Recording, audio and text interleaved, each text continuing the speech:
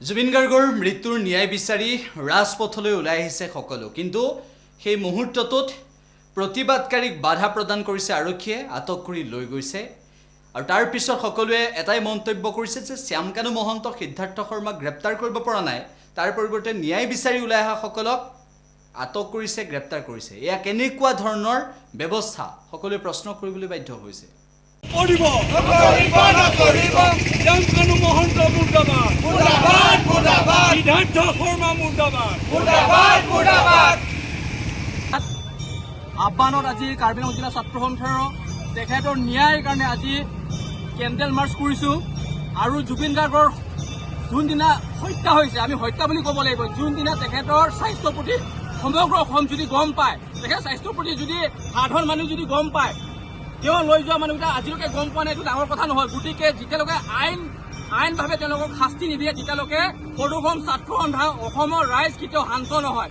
আৰু অতি শীঘ্ৰে অসমৰ মুখ্যমন্ত্ৰী, অসমৰ গৃহমন্ত্ৰী তেখেতৰ হাতত আছে। গতিকে তেখেতে অতি সোনকালে শ্যামকানু মহন্তৰ লগত সিদ্ধাৰ্থ শৰ্মাই তেওঁলোকক গ্ৰেপ্তাৰ কৰিব লাগিব আৰু আইনমতে তেওঁলোকক তদন্ত কৰি CID আওতাত দিব লাগিব।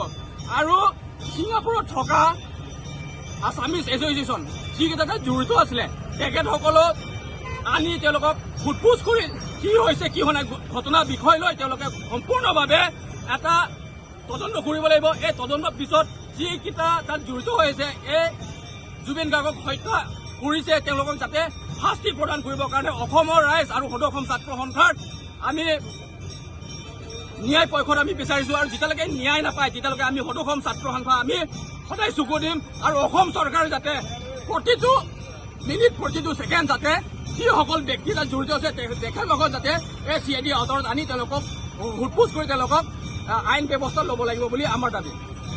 ঘটনা সংক্ৰান্তত তদন্ত ঘোষণা কৰিছে, তদন্ত প্ৰক্ৰিয়া চলি আছে, কিন্তু আনফালেও এটা অভিযোগ উত্থাপন হৈছে যে ৰাজ্য চৰকাৰে শ্যামকানু মহন্তৰ ৰক্ষণাবেক্ষণো দিছে।